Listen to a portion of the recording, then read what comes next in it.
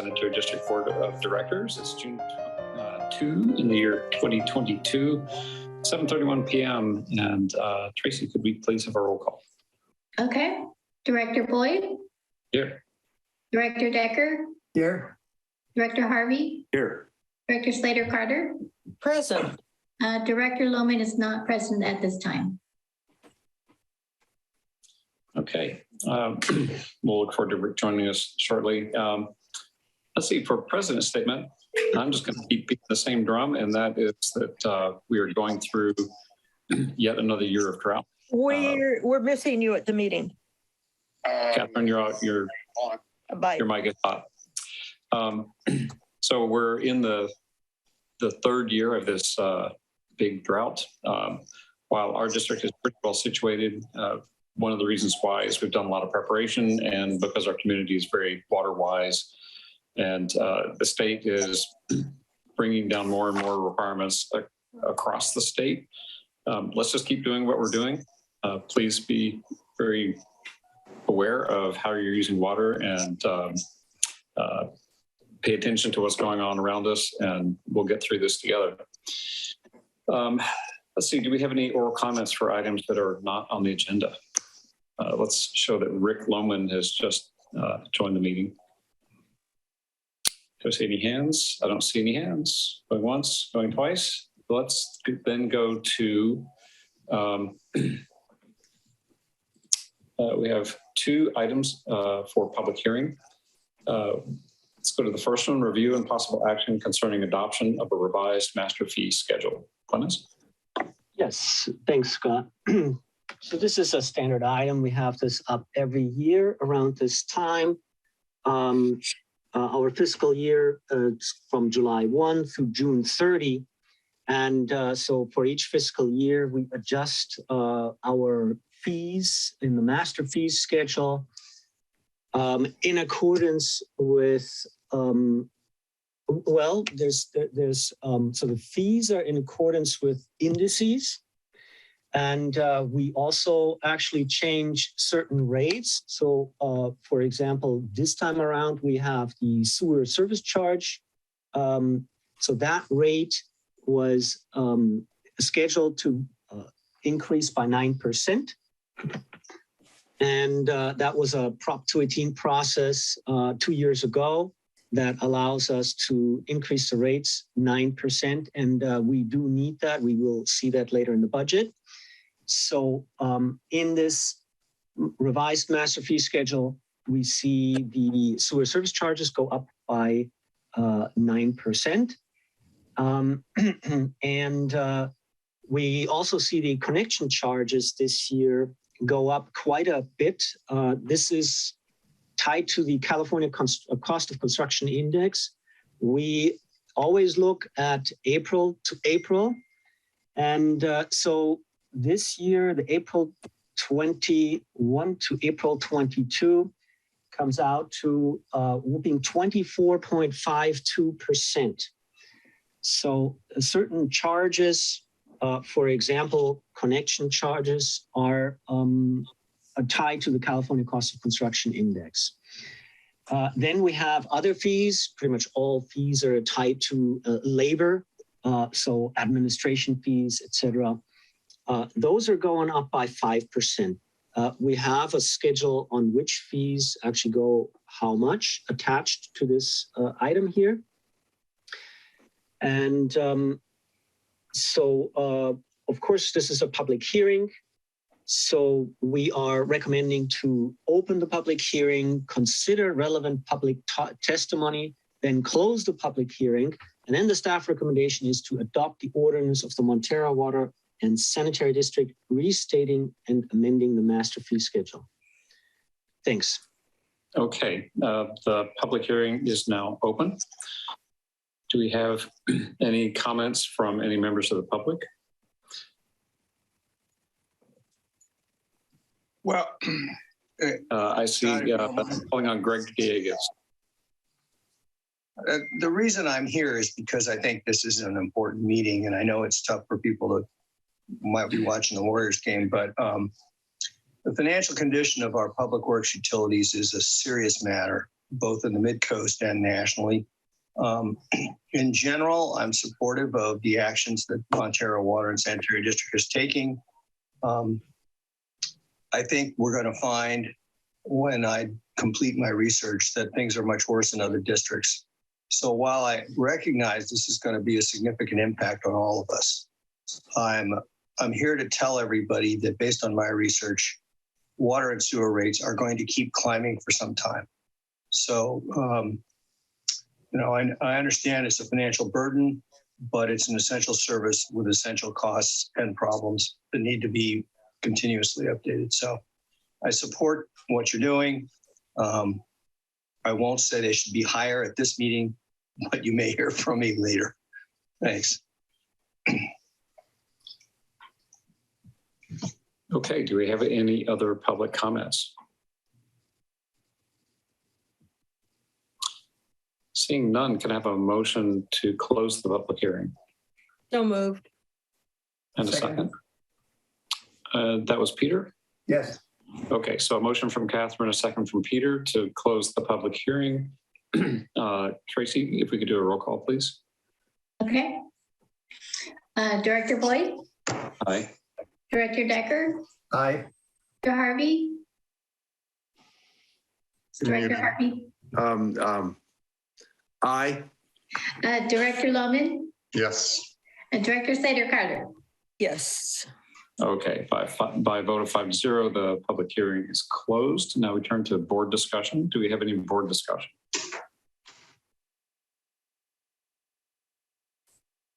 I'll observe as defendants, this is something we do every year. The manner in which we go about setting the rates is pretty well described and has been rather normal practice for as many years as I've been on the board.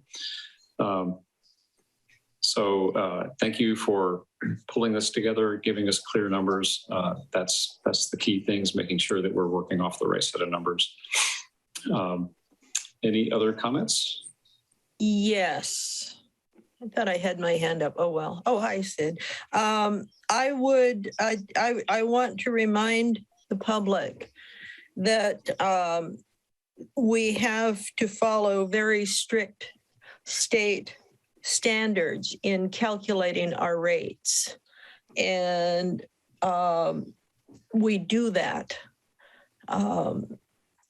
It's based on the fact that we have a pretty good idea what our future costs are going to be. And as a sewer district, we've been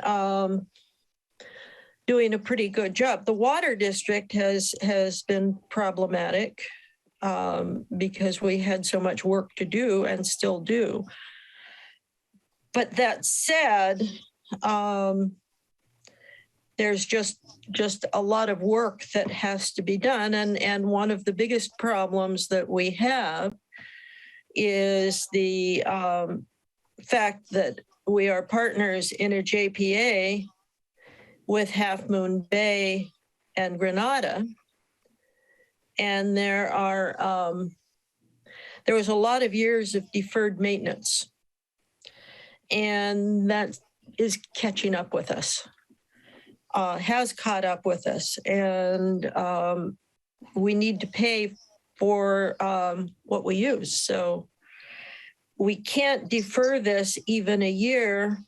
And in times of inflation like this, we need to make sure we don't get far behind on these items. I have been shocked at the price of things. Everybody's heard me talk about $75 pieces of plywood. That was not special plywood, that was construction grade plywood. And so, yeah, the costs are all going up, and we just need to keep our budget in line. And so I will say that prices are not going to go down. That's a pretty good guess, pretty good fact, as a matter of fact. Our job is to stay even with inflation and stay even with our structural needs. One of the things that is obvious about having our own sewer district and our own water district is all of our money gets spent inside our own district, and we aren't going to pay for other people's boondoggles. And I think that's an important thing to keep in mind. Thank you. All right. Do you have any other comments from board members?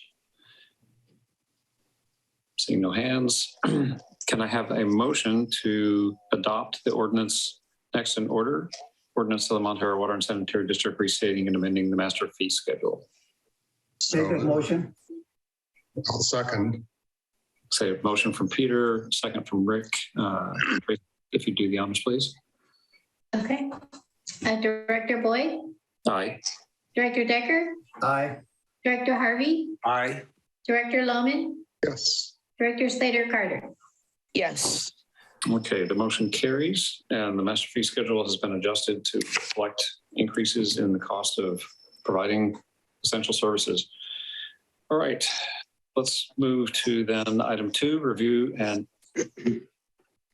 possible action confirming reports on sewer service charges and water system reliability charges for fiscal year 2022-2023 and delinquent refuse collection charges and water service charges for fiscal year 2021-2022. Yeah, thanks, Scott. So our own code allows the collection of certain charges through the property tax roll. And the health and safety code now requires that in order for these charges to be placed on the tax roll, we must hold a public hearing. So also one of these standard items that comes up every year in this fashion, and we're going here through the motion, asking the board to allow us to do this process this year. And for this purpose, we have actually prepared most of the tax roll. I want to thank Tracy for putting a lot of work into this so that this is actually ready today. The tax roll, of course, this list contains customer information, and therefore we don't want to publish it. So we're asking here to again open a public hearing, allow pertinent public testimony, and close the public hearing, and then to adopt the resolution that allows us to place those rolls on the place those charges on the tax roll. So it's important for the county to see this resolution before they can allow us to proceed. Thanks. Okay. Thank you, Clemens. The public hearing is now open. Do we have any public testimony? As Catherine pointed out, there are rules we have to follow about how we do this. So now that the public hearing has been open and we have received all available public testimony on the subject, we now have to vote. Can I have a motion to close the public hearing, please? So moved. A second. So motion from Rick and a second from Peter to close the public hearing. Tracy, could we have a roll call, please? Okay. Director Boyd, Aye. Director Decker, Aye. Director Harvey, Aye. Director Loman, Yes. Director Slater Carter. Yes. By 5-0, the hearing is closed. Board discussion, anyone? Clemens, will have access to those tax roll amounts on the website? No, this is not information that we publish because it contains customer information, where people live, for example, etc. So we do not publish this. Hasn't the board seen that in past years? We've sent this in the past year to the board. And I have to say the tax roll that we send to the board is never really the final tax roll. There's always things that change afterwards because we still actually receive payments from delinquents and have to remove those, for example. So this is still in the works until August. Okay. Yep. I hope that answers the question. Excluding delinquent accounts, would we be able to see the tax rolls for the different addresses? I can make it available to the board. However, this is confidential information. Right, okay. But I would request that, please, to the board. Okay.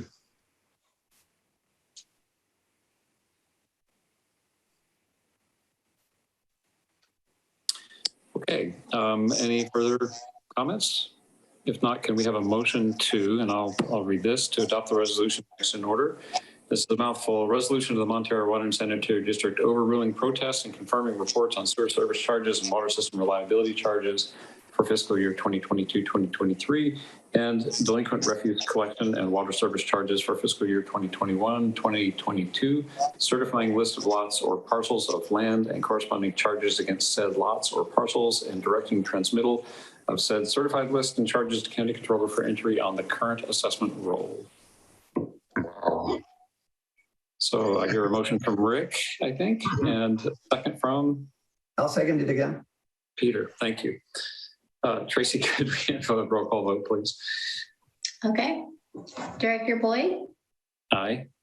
Director Decker, Aye. Director Harvey, Aye. Director Loman, Yes. Director Slater Carter. Yes. Okay, by a motion of 5-0, the resolution is passed. Consent agenda. Is there any board member who wishes to pull anything for consideration? If not, consent agenda as listed, 10 items. Can I have a motion, please? I make the motion. Okay. Motion from Jim. Do we have a second? Second. Thank you, Rick. Okay, Tracy, could we have a roll call for the consent agenda, please? Okay. Director Boyd, Aye. Director Decker, Aye. Director Harvey, Aye. Director Loman, Yes. Director Slater Carter. Yes. I noticed that Sid has her hand up. This on the consent agenda. Sid, was this? I have a question, but it's not on the consent agenda. Okay, well, we've got open things at the end, or if any of the business that comes across, we can do it then too. Okay, so by a motion of 5-0, the consent agenda is approved. Let's go to new business item 1, review and possible action concerning remote meetings during emergency conditions under Government Code Section 54953 of the Brown Act. Thanks, Scott. So this allows us to hold this meeting in online. So this resolution allows us to meet here in this forum. We have another meeting planned, and that is our Elected Community Service Academy, and we'll talk about this in a second here. So there will be a second meeting this month. It's a special meeting that we're holding. We don't anticipate holding the second regular scheduled meeting this month.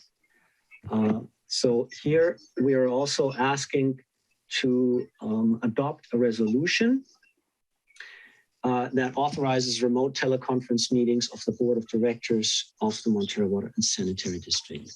Thanks. Do you have any comments, questions, or motion? So moved. Seconded. Okay, moved by Rick, seconded by Peter. Tracy, hang on. Catherine has her hand up. Yeah, I do. I just wanted to say that I heard on the news today that the Bay Area is in the top percentile for active and transmission of COVID cases in California.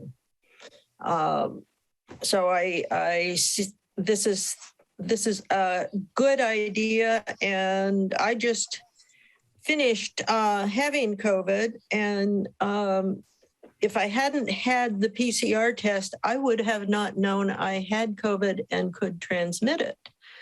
I really didn't have any serious symptoms. So even if you're feeling good, it's good just to keep your distance, and I'm glad we can do this until this whole thing gets somewhat resolved, but I think that's not going to be in the near future. Thank you, Catherine. And I just read a few minutes ago that Alameda County has reinstated indoor mask rules in public spaces. So it's definitely heating up. Tracy, could we have a roll call for the vote, please? Okay. Director Boyd, Aye. Director Decker, Aye. Director Harvey, Aye. Director Loman, Yes. Director Slater Carter. Aye. Okay, the motion passes 5-0. Thank you. Item 2, review and possible action concerning approval of the 2022-2023 water and sewer budget and capital improvement programs. Yeah, thanks, Scott. I'm going to hand this pretty much to Peter. This is now the third time that we're talking about the budget at the board level. The Finance Committee has also met and reviewed the budget. I do want to point out that there are some changes that were made since the last time that the board saw the budget. And I'll let Peter get to a little bit more to the detail, and can also help with explaining some of these things if there's more questions.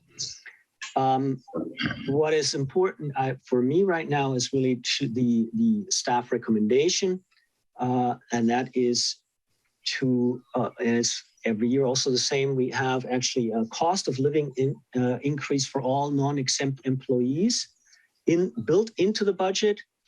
And that is this year 5%. So we always ask to authorize this separately by motion. And so there is some extra funds in the employee categories that also allow us a little bit of restructuring and basically a move back to more temporary worker situation and other slight changes. So again, the recommendation is to authorize a 5% cost of living increase and then adopt the budget by resolution. With that, Peter, I want you to mainly focus on the changes that we made since the last time. And again, we have Tanya here, and I'm here to explain a bit the background if need be. Very good. And Yeah. I'm going to interrupt. Clemens, at the end of the discussion of the technical details of the budget, could you please talk about ERAF? Because that has always been a significant help to our district and our ratepayers. And so I think we need to keep people apprised of what's going on. Thank you. Yes, I can touch on that briefly. Okay. Well, good evening, everybody. Yes, unfortunately, since the last time we met, there have been some, I would say, relatively significant changes to the budget. Operations-wise, I will go over these individually. The big one was an increase of $75,000 per fund for election expenses. Those were anticipated to occur in fiscal year 21-22. So we had it budgeted for this year. They did not occur, and we were anticipating for them to not occur for the next fiscal year. So we had reduced those back down to the 2021 levels of $10,000 per fund. Now it looks like they're coming back. So we brought those back to the current level. So additional $75,000 per fund for election expenses. That's the big one. And that kind of prompted us to start looking at some of our revenue items a little bit more in depth to say, okay, well, are we being too conservative and are we anticipating too big of a shortfall? So with that first change, then we reanalyzed property taxes as well as connection fees. For property taxes, we had budgeted them flat as we have for the last 2 years. We did not take into account recent home sales, as well as just increases in assessed value. So we decided a 4% increase or $11,000 per fund was appropriate. And so that's what we applied. The other big piece. Peter, let me interrupt. Are you on shared screen? Because I can't, I had the budget on my screen and. Yes, no. Thank you, Jim. Access. No, you're right. And I probably should do a share screen to kind of. Or if you're going to do it, do it. If not, then get off the. Gotcha. I have a hard time changing my eye gaze. Okay, so here we go. We should be. Thank you. Now. Okay, so property tax here, $11,000. You'll see here. This is per fund. The $75,000 change that I said is in here, the all other accounts. This item went up. I said it doesn't look like a big change, but that's because it looked way down in the previous version. Okay, so now, so property tax, we went over. Now for the connection fees. This is an item that we've maintained a budget of $150,000 for at least 5 years. It hasn't been something that we've increased with CPI each year, just because it's a number that we anticipate 6 connections per fund. We usually get, I would say, 4.5, call it 5 on an annual basis. But because of timing, it fluctuates in terms of what year that it hits with the permitting process. So because of that, there have been years that it hasn't hit until the end of the year, or we've been down, but we haven't really looked at it. We haven't really increased what we anticipate for our revenue collection to be for the year. We decided to change that this year with the CPI increase of roughly 25%. So that's why I said the increase to the revenue collection is not a standard 25%, just because in the past we haven't been keeping up with inflation. So we budgeted at a flat 150 for, I said, at least 5 years, probably before that. So that's why the increase there looks larger. So all in all, those were the 2 major pieces that changed. There was another error that I found in my payroll calculation. I was starting with an incorrect number for my beginning number. So when I caught that error, it actually reduced the expense a little bit. $4,500 for the sewer side, $7,100 for the sewer. For water. So those were the major changes to operations. On the CIP side, the water CIP program, 5-year program changed. There was the inclusion of an additional project. Hold on, let me go down to it so you can see. What we have here is the storage tank rehab program 2. This was not included in the previous version. So this is the major increase for fiscal year 22-23. Going forward, instead of using a 5% CPI, we're using 7%. So we are anticipating costs to rise as the years go forward. So those are the 2 major pieces. Let me just briefly touch on the 200,000. So at the last meeting, I mentioned that we wanted to go back to our water operations and really take another close look at the CIP. So we're realizing that we have to address the Portola Tank Road. So that's what this is for. Thanks, Peter. Yeah. All right. So yes, and so that these costs. So they've grown for this for fiscal year 22-24 and 24-25 for this line item here. There's also a new project in here, staff retention program, $500,000 over the 5-year period anticipated. And as I said, 7% increase as opposed to 5. So that piece got ratcheted up. That more goes for future fiscal years and our anticipation for reserves. But those were the major increases. So after all those, Let me just briefly touch on the staff retention program also, because it's a significant change. Yes. If you can scroll up, I want to first mention it doesn't affect the next fiscal year. Next fiscal year is really what the board is here, approving in concept. But of course, if there is a real project that we put together, that requires still board approval. What this is, the 100,000, 400,000 is the concept of employee housing. We've been touching on this since years, comes up once in a while. We think it is actually very important to start thinking about this, and that is why this is placed into next year. It doesn't mean that we have to implement this next year, but it is a discussion that we would like to initiate this year. And we hope that we can move forward with something rather sooner than later. But again, it's not happening in the next fiscal year. Thanks, Peter. Okay. Okay. So thank you, Clemens, for shedding a little more light on that piece. Okay. So now when we come to here,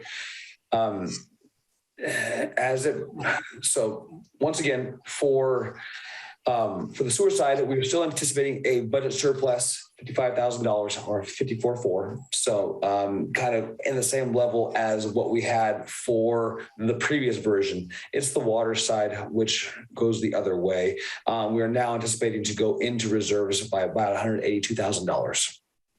So these were the major changes that took place from the previous version that you guys reviewed at the mid-meeting in May.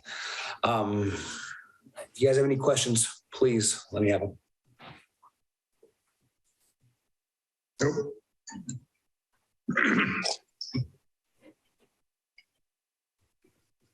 I'm going to take off the share screen so you see everybody's face. I can pull it back up if need be. Yeah, thank you, Peter. Okay, do we have any questions for Peter or for Clemens? Nope. Okay, I see Carlisle and Young. After Sid. And then Catherine after Carlisle. Just wanted to know, are you raising up the water reliability charge? No.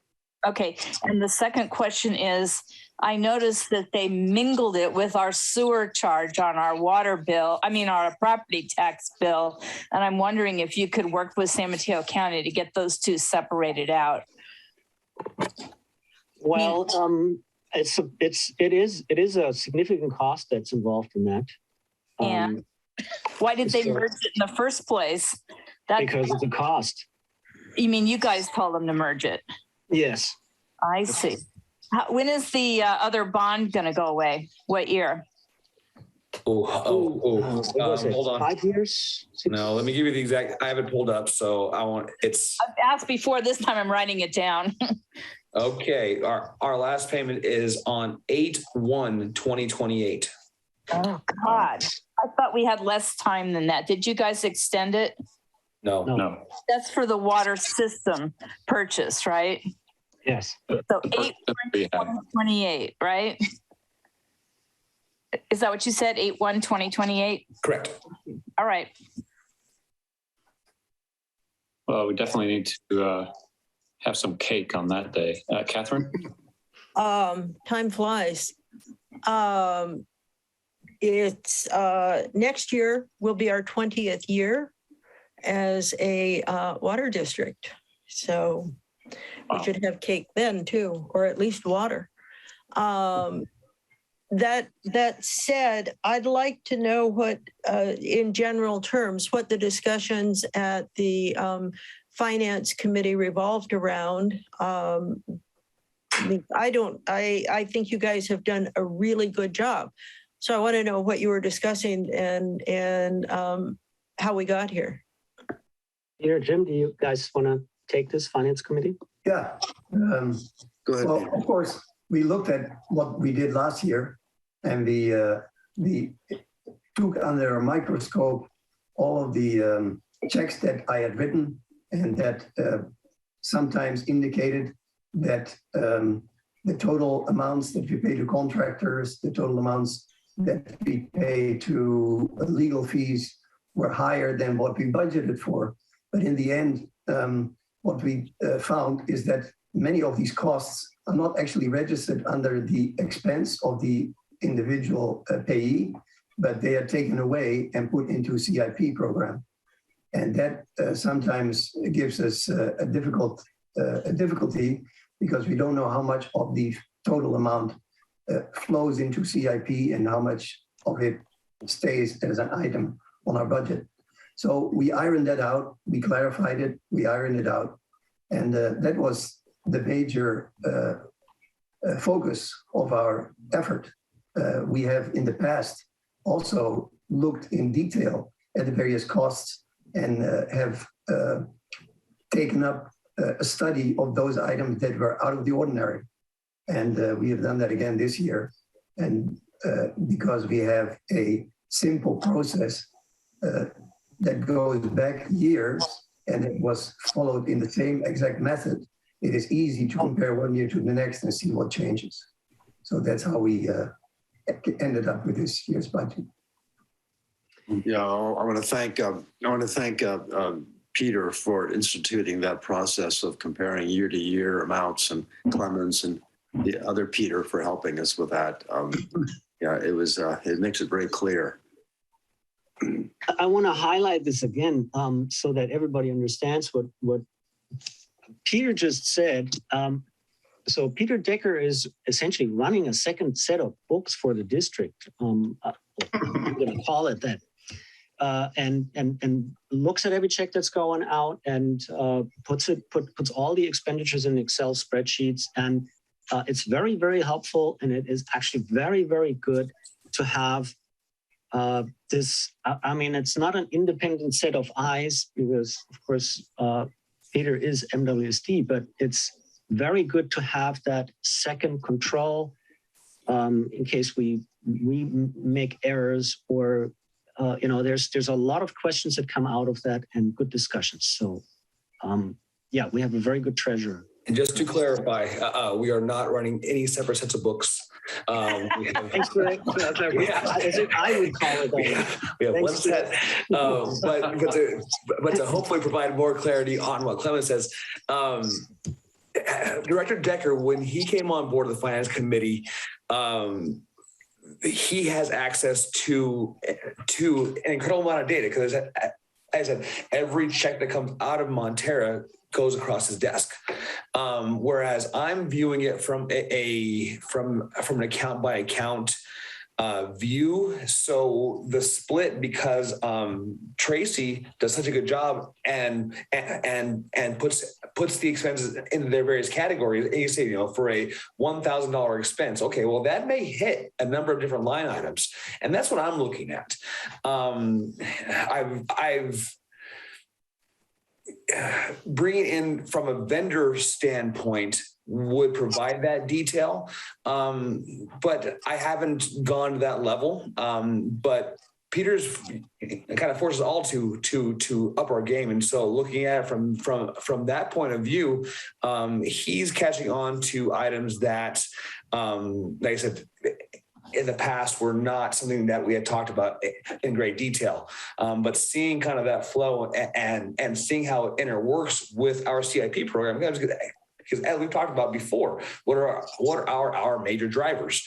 Personnel and CIP. So operations is a huge part of it, but to see the piece that goes into PIP and know that we are constantly improving our infrastructure is important. And so having those discussions in a candid environment is, I think, just excellent. So thank you, Director Decker, for that. I'd clarify just one step further. Clemens said it, but I'm going to emphasize Peter. Well, 2 points.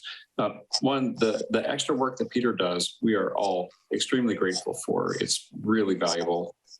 He's extending, as Peter Medina just pointed out, he's extending the capabilities without increasing the cost. And what he's providing is an additional internal control.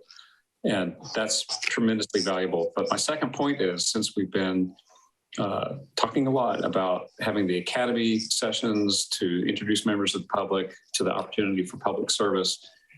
Peter is a stellar example of what one volunteer public servant can bring to the table, but it's not the standard that everyone is required to bring.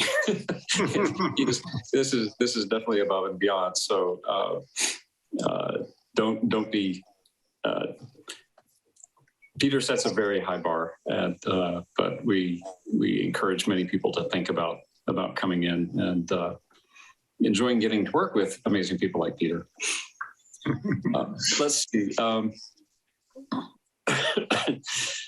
Okay, so where are we? We are looking for, I believe we're looking for, yeah, we're looking, I have the wrong item in front of me, I apologize.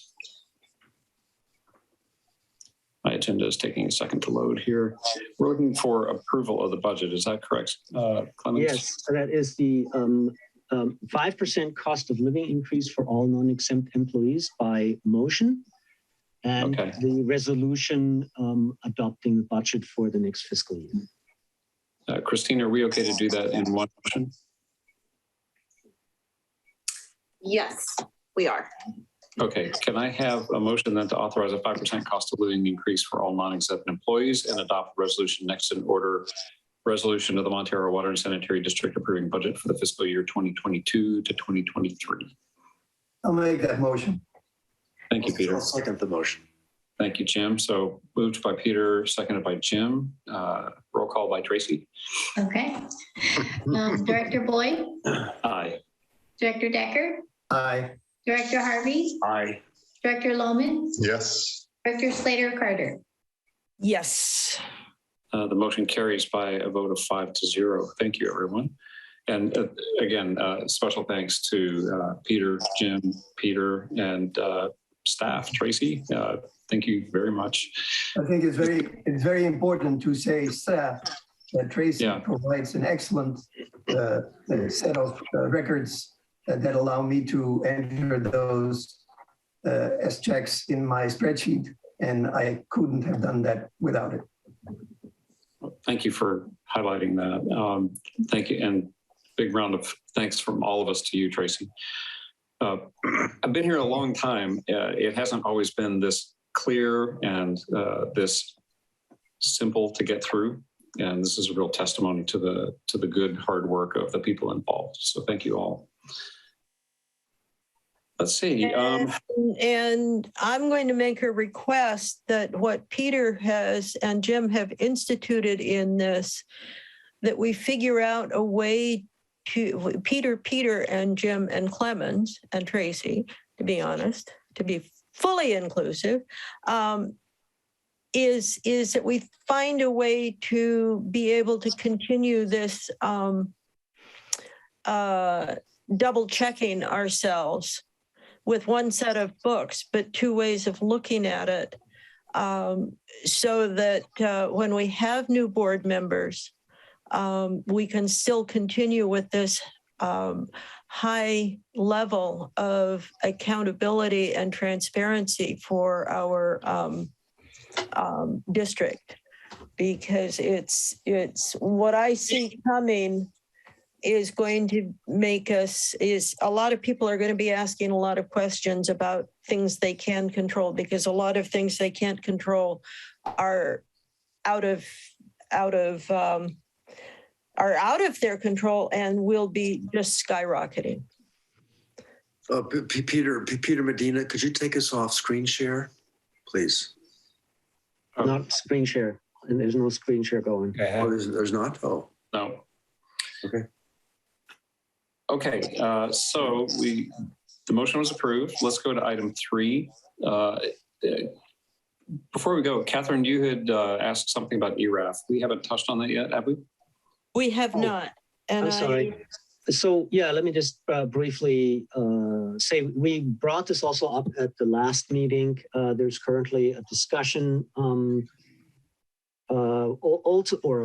Ultimately, the district was notified by Sanitary County that a certain, well, it's rather complicated. A certain portion of fees within the county EREF fund, which are vehicle license fees. There's a significant shortfall. And so the county is telling us that this shortfall will be made up by taking the ERAF from special districts. And so what they're currently saying is that all special districts in San Mateo County will not receive any excess ERAF refunds going forward. That's essentially what they're saying. And this is tied to a small change in the law, an amendment to the ERAF law. So that's the county's interpretation, and that's the current situation. Yeah, thanks. Let me know if there's questions. Is there anything that can be done about this? Or is the special districts doing anything? For this district, it's $160,000, I believe. Per fund.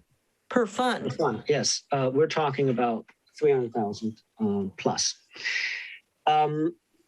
So the special district, we're working currently with CSDA and other organizations on trying to figure out a solution. Local CSDA chapter is putting a letter together, for example, and there may be further action that we would approach the board with going forward. I see Carlisle's hand. I listened to your last board meeting on YouTube, and I had forgotten what ERAF stood for, so I looked it up, and I discovered that there were 5 counties that were cheating or shall we say, miscalculating their ERAF from the state, and they got caught, and that might be why you guys are losing your ERAF, excess ERAF share now. But one of them was Marin, one was San Mateo, one was San Francisco, and there were 2 others. But they got their hands slapped. I don't know if they had to pay it back, but that might be why they changed the law of how they calculate it and everything. So I mean, the way the law is written is very complicated, and there is different ways to interpret even the calculations. that's what they said in the article. But apparently they've been neglecting to include charter schools in their calculations. That was the gist of it. But they also had to pay back money to the feds because of misbillings on their San Mateo County Hospital and what do you call that, Medicare fraud and all kinds of stuff. You know, I don't have the highest regard for how they calculate things anymore, or how could they let all these little sneaky things go, like the PPE being left out in the rain to the tune of $10 million. So I'm not at all surprised that they're trying to take your ERAF money. That's all I have to say. I'll quit ranting. Sid, could you send that article, if you can find it again, to Clemens, who can distribute it to the board and to CSDA? I can try. I read it last week, but I'll look for it again. Thank you. There's other articles too about it. I saw it on Cal Matters and someplace else. Thank you. Well, if you didn't clean out your memory on where you've been searching, you should be able to find it. No, my computer had a funkiness. That's why I logged in late today. So I lost all my tabs. Sorry. Talk to you later. All right. Thank you, Carl. Scott? Jim, yeah. I apologize. Peter Medina or Clemens, something has changed on my Zoom. I can't access the agenda through MWSD anymore. Can you both check and make sure that you're not doing something different? No one's sharing. I've lost something's changed for me anyway. Okay. You probably got off your split screen. No, I can't split it. I can't do anything. Yeah. Okay. All right.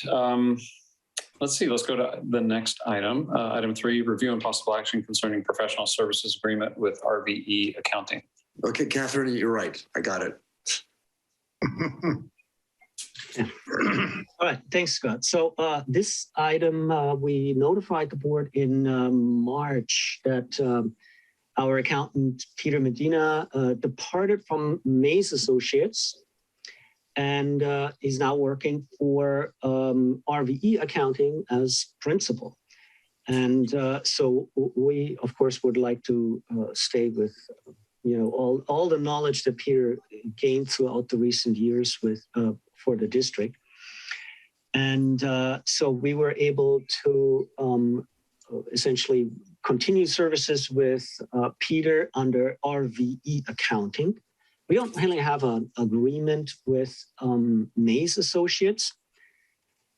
So that change was somewhat easy, but I think it is rather important that we actually ask for an agreement at this point. For example, it's very important that it's clear that we own all the work. What the services are that Peter is providing, for example. So we prepared an agreement for engaging with RVE Accounting, and we're asking to approve the agreement and authorize the general manager to sign and execute the contract. Thanks. I have a comment there. At the end of the agreement, it says Peter's rate is mentioned there. Isn't it so that some of the tasks are done by others who have a different rate? Yes, that is true. Other fees were actually a bit higher also. I mean, we had the discussion with Peter where it's our understanding that the costs aren't necessarily going up. So there's some efficiencies that Peter is introducing essentially. Peter, you want to comment on this? Yes, no, in the previous billing structure with Mays, there was I would say a blended fee component for the various folks that worked on the engagement. That's no longer the case. I'm on my own, and I will be doing all the work on my own. So that fee per hour is something that what was developed into the bills was kind of a status quo. And what we will see going forward is that the hours that are spent on projects will go down. They're all in my hands. They're not going to be. So for the example of having a staff work on project A, and then it goes through all these various channels for review, and it finally gets to me for a presentation. Well, if I can do that project in a quarter amount of the time, then there will be a savings there. I understand. Okay, good question, Peter. Any further questions, discussion? Catherine? Well, I think, I don't know what the karma, for want of a better word, of this district is. But somehow we tend to start working with folks who are working for a larger organization, and they get this contagious Montara independent streak. And we have the finest group of small organization consultants I just, it's happened so many times over the years, and I'm proud that the Montara independent karma and independent streak is contagious. And so welcome to our sort of club of consultants, independent consultants. I appreciate the fact for all of our consultants are independent, and so they can give us good, honest analysis, professional analysis, and they aren't constrained by the need to keep a job with organizations that might disagree how things need to be done. I will say, you guys are one of the reasons that this organization is so good, because we get the best advice. We don't have to cater to people who have been doing this for 50 years and don't see any reason to change. So welcome, Peter, and I'm glad you stuck with us when you decided to become independent. Thank you very much. Thank you. And we should include Tanya. Tanya is here, so we should include her also. Well, Tanya, Allison, and Christine. Oh, and Christine, I'm sorry, and Allison and Christine. And then we've got Michelle, who has her own form of independence and is not hanging around with any big organization and is really making a difference in things. Yeah, we have an impressive group. And I just want to say thank you to each and every one of you for your professionalism and your creativity. Because if we did things the same way as the big organizations, there'd be huge overhead costs and not much creativity. So thank you. I've heard that our karma is more contagious than COVID. It's a little slower acting, though. I think it's terrific that we've got kind of this organization of independent souls. So, and I second everything Catherine said. So pleased. I mean, we picked some large organizations because of their stellar reputation and strong crew, and then the individuals who wound up working with. I'm looking at you, Tanya. I'm remembering Olivia Chen Associates. And I'm like, I remember going through many years ago, going through all the proposal, big binders from each company. And when we talked to the firm and they put you forward, like, wow, this is a professional we can work with. And that has been very rewarding. And that's the case with each of you. And Peter, we're really pleased. Congratulations on the new chapter. We're big fans and we're rooting for you. The feeling is mutual, of course. Well, thank you. We probably have more to do. I should pull up the agenda again. Let's see. We have the agreement. Have we taken a motion on the agreement yet? Not yet. Okay.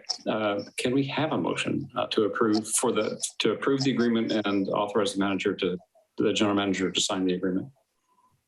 I'll make the motion. Okay, Catherine. I heard. I'll make the second to Peter's motion. That sounds great. Tracy, could we have a roll call, please? Okay.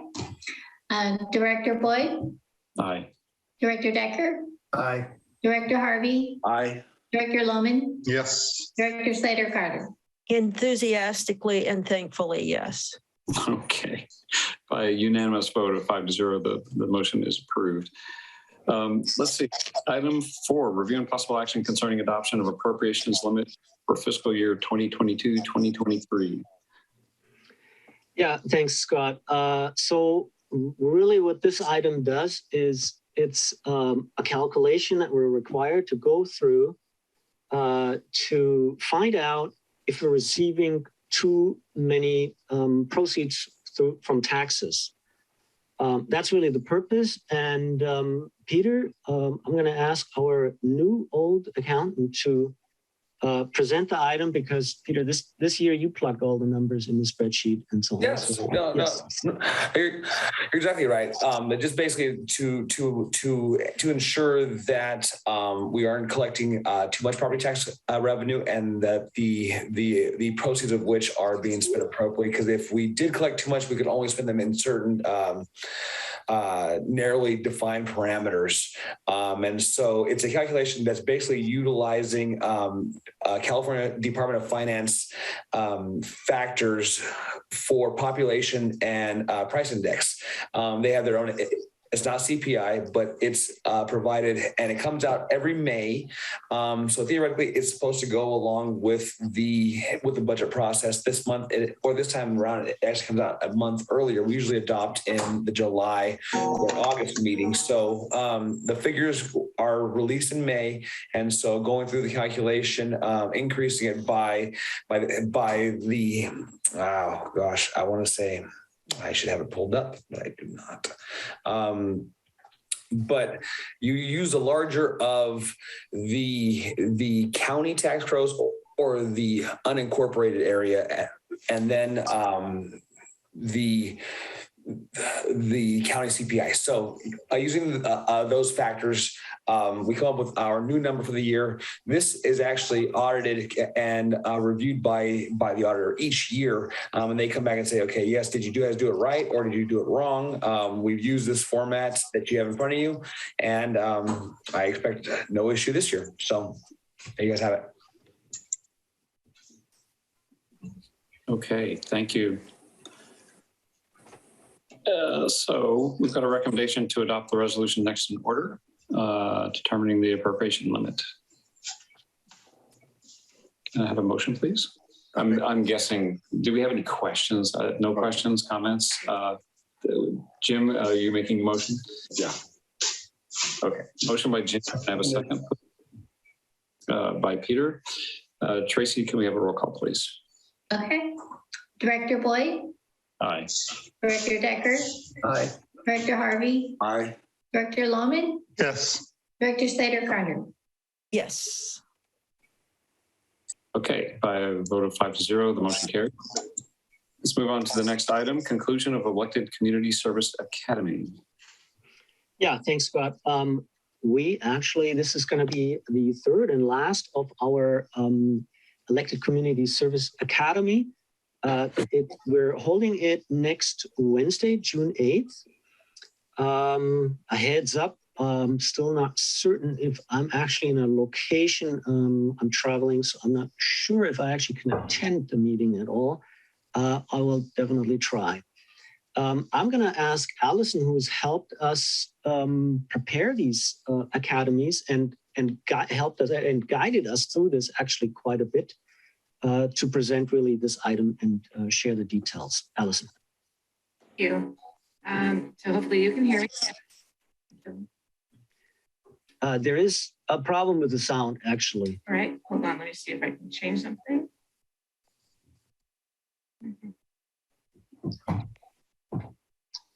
Is that better? Yes. Yes. Okay, great, thank you.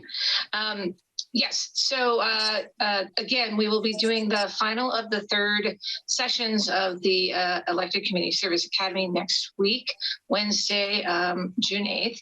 So the prior academies have covered with various input from current board and former board members, the role of the board, roles and responsibilities, an overview and perspectives from those various speakers, as well as the candidate and campaign process. We will be doing a bit of a recap of those, both those pieces as we're getting close to the election window, the candidate filing window, which is in July. The intention of this, of course, was to really highlight the community, the efforts and contributions that is really an active part of the Montara Moss Beach community, the fact that people bring this to these elected roles.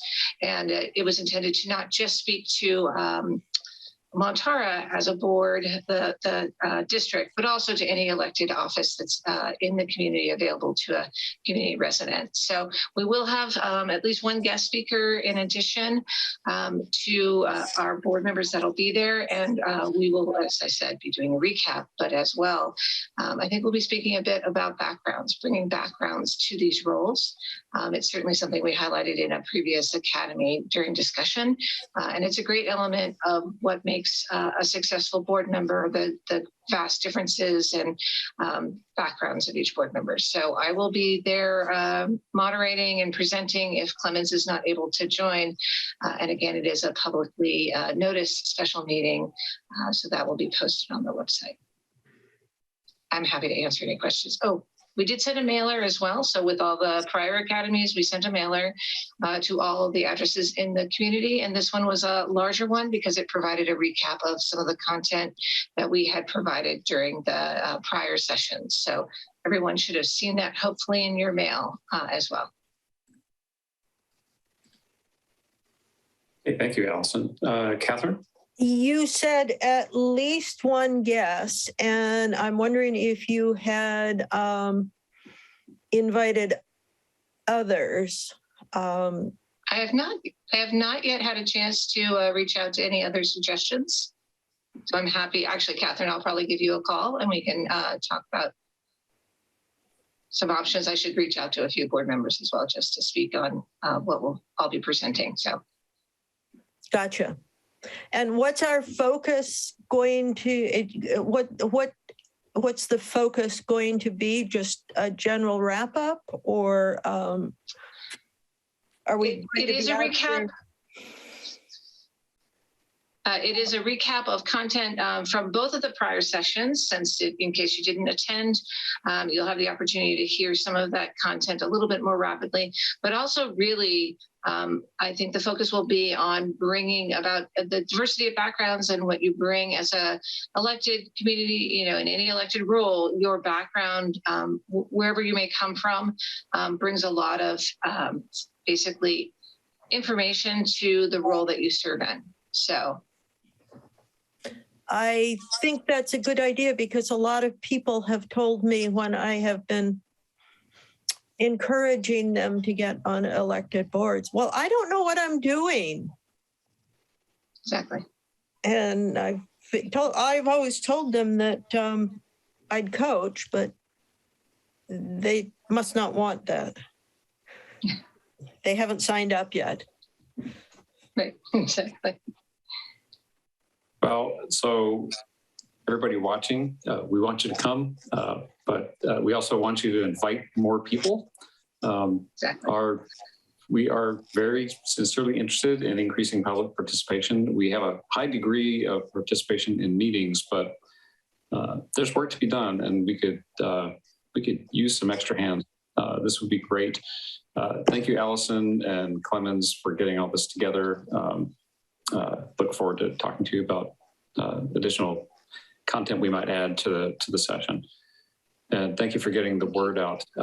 I see a hand raised from Virginia Chankarali. Virginia? Yeah, so I also think maybe something to add on to your agenda. I mean, that there is a difference between like city council, the different types of elected office, and the special district boards, which I think is really important. And what y'all are doing is, obviously an essential service. So it just, really helping people understand that a special district has a very crucial role to play in our communities, I think should be part of the message as well. Very good suggestion. Thank you. Thank you. Yes. Mm-hmm. Thank you. So let's see. So this is an information item. Do we have any further questions or comments? I will make a comment, and I was notified that Virginia had been selected by Allison and Clemens as being the guest. So I invited her to tune in on this meeting so she could get a sense of and a comfort level with where we're going on this. So thank you for joining us, Virginia. Yeah, we're always happy to have more people join in. Okay, well, let's see. We've got a few things left. We've got some reports to do. Sewer Authority Mid-Coast Side meeting. Actually, Scott, I'm going to ask to add an urgency item to the agenda. Okay. We received the elections paperwork from San Mateo County for the November election. We have board members or we have 3 seats up at this time. And so the paperwork looks a little bit different than before. There is still the same questions. We have always the same procedures, or had always the same procedures of limiting the words that the candidates can use to 200. and also ask the candidates to pay the cost for that by themselves. This time, the county is actually asking us to adopt a resolution, essentially stating exactly that.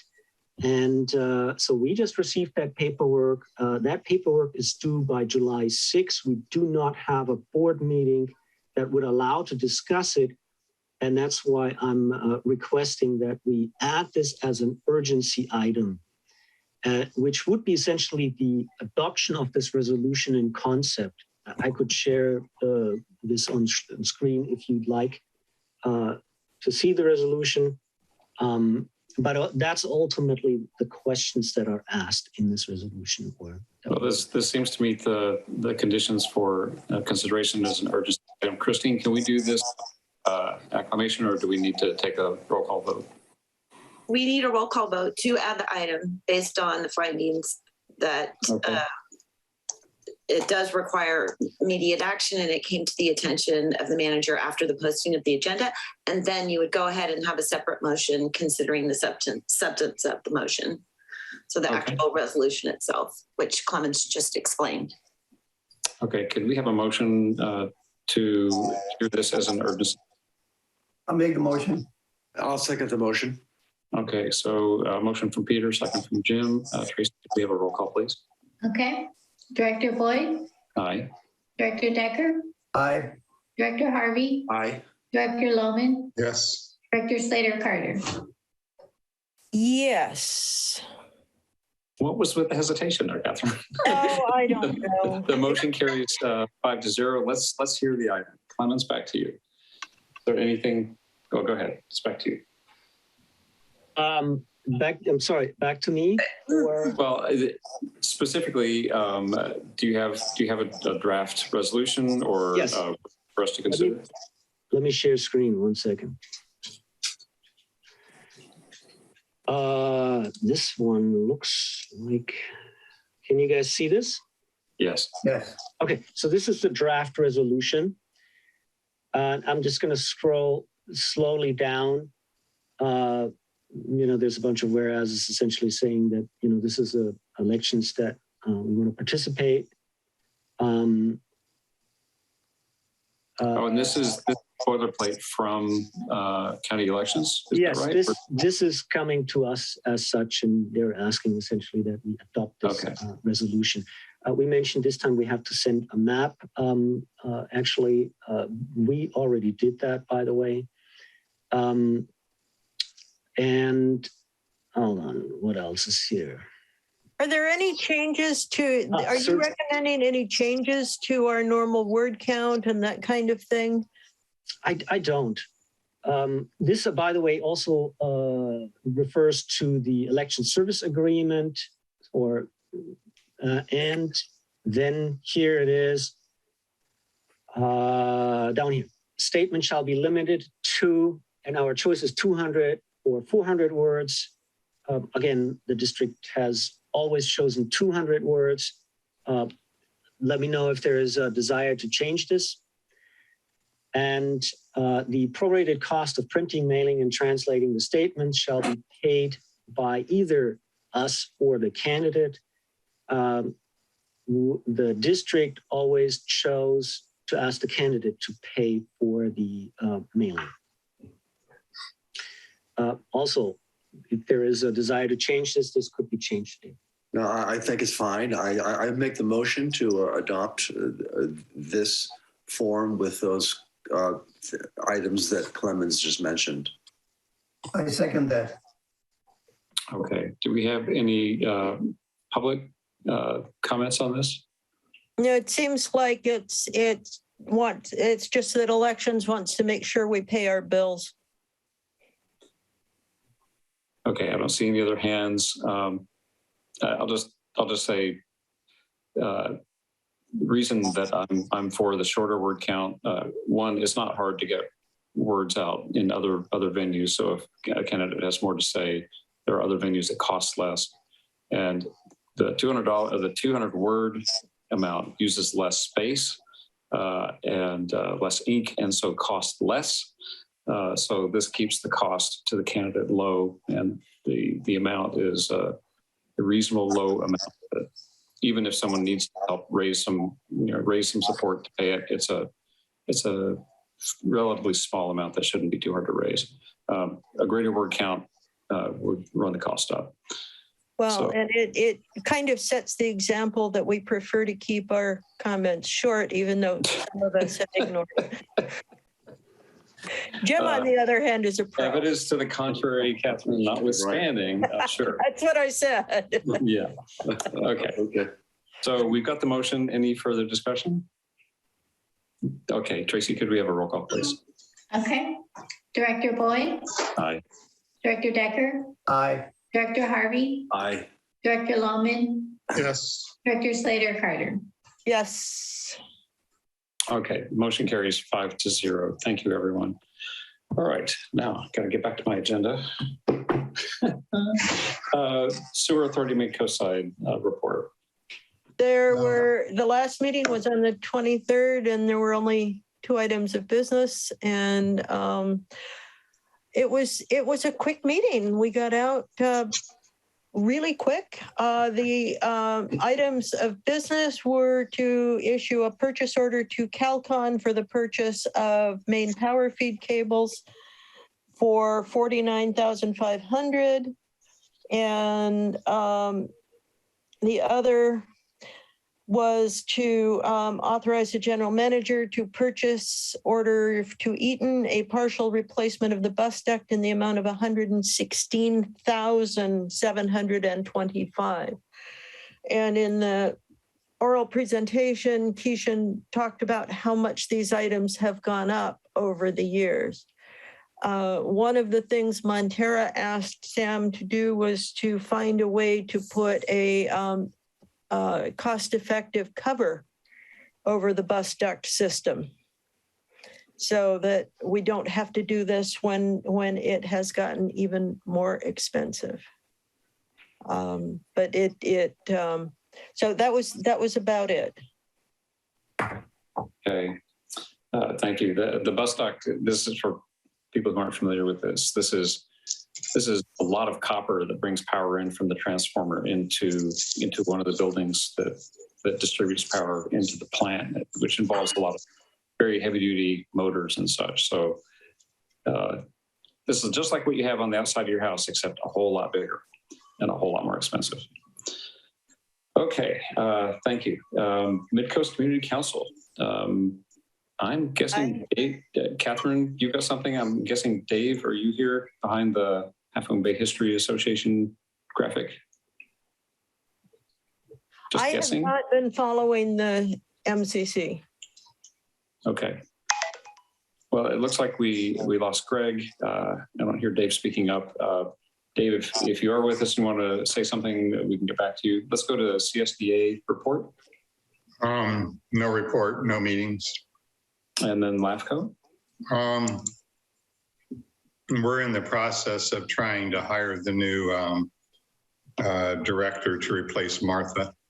It turns out the county has to vote, and they were both absent at the last meeting. So that's it. Okay. We have a schedule now which has come out on the new municipal services review.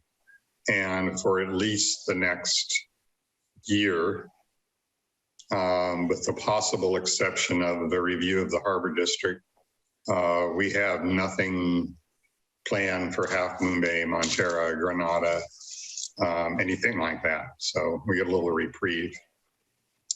Is that agenda set by staff? Yes.